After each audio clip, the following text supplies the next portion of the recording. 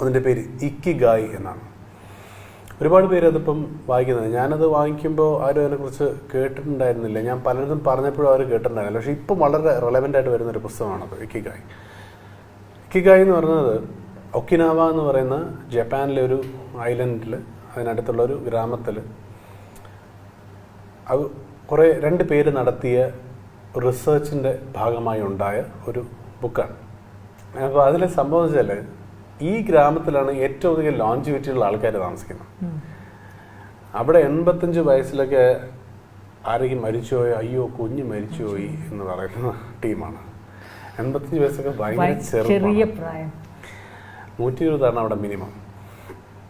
അപ്പോൾ ഇവരെന്തുകൊണ്ട് Japan basically longevity കൂടുതലാണ് അവരുടെ ഇതിനകത്ത് compared to LA or compared to any European state or India. അവരുടെ കൾച്ചറൊക്കെ വളരെ ഡിഫറെൻ്റ് ആണ്. കൾച്ചറിനേക്കാൾ വരെ അവരുടെ ജീവിത രീതിയാണ്. അപ്പോൾ അതിനുവേണ്ടി ഇവർ റിസർച്ച് നടത്തിയപ്പോൾ പറഞ്ഞ ഇക്കിഗായ് എന്നുള്ള കാര്യമാണ്. അതായത് ഇക്കിഗായുടെ അർത്ഥം the reason U wake up in the morning എന്നുള്ളതാണ്. നിങ്ങൾ രാവിലെ എണീക്കാനുള്ള കാരണം. ഓരോരുത്തർക്കും രാവിലെ ചാടി എണീക്കാനുള്ളൊരു കാരണം വേണം. ആ കാരണം എന്നില്ലാതാവുന്നോ അന്ന് നിങ്ങൾ മരിച്ചു തുടങ്ങുന്നതാണ്. Which is very true. Because നമ്മൾ കാണുന്നുണ്ട് 85 വയസ്സും 90 വയസ്സും അല്ല രാഷ്ട്രീയ പ്രവർത്തകർ ഒരു കുഴപ്പമില്ല ചാടി.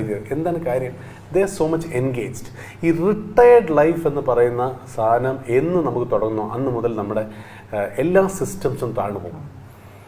കാരണം നമ്മൾ നമ്മുടെ ബോഡിയോട് പറയുകയാണ് you have to do so many things, അല്ലെങ്കിൽ മനസ്സിനോട് പറയുകയാണ് you have to do so many things എന്ന് പറയുന്ന ഒരു പോയിന്റിൽ മാത്രമാണ് ആ ബോഡി അതിന് റെസ്പോണ്ട് ചെയ്ത് തുടങ്ങുന്നത്. അല്ലെങ്കിൽ ബോഡിക്ക് നമ്മൾ കൊടുക്കുന്ന സിഗ്നൽ എന്ന് പറഞ്ഞാൽ you slow down, you are done. ഇത് ചേരുന്നതാണ് അവർ പറയുന്നത്. So that is ikigai. അപ്പം അത് അവരുടെ ഒരുപാട് കാര്യങ്ങളുണ്ട് അവർ ചെയ്യുന്ന കാര്യം. അവർ ഒരുപാട് കമ്മ്യൂണിറ്റി ലൈഫ് ലീഡ് ചെയ്യുന്ന ആൾക്കാരാണ്.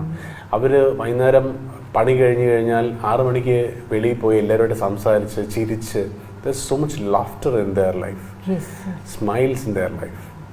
ഇവിടെ അതല്ല, നമ്മൾ ക്യാബിൻ്റാണ്. നമ്മുടെ ഈ കോർപ്പറേറ്റ് ക്യൂബിക്കിൾസിനകത്തിരുന്ന് സ്ട്രെസ്ഡായി ആടെ മറ്റേ വിളിച്ച് ഇതൊക്കെ അവനെ സ്ട്രെസ് ചെയ്ത് നിങ്ങൾ തന്നെ ഇപ്പോൾ ചാനൽസിലുള്ള ഇത് മത്സരം, അവിടെ TRP ഇല്ല, മറ്റേതില്ല എന്നൊക്കെ പറഞ്ഞു.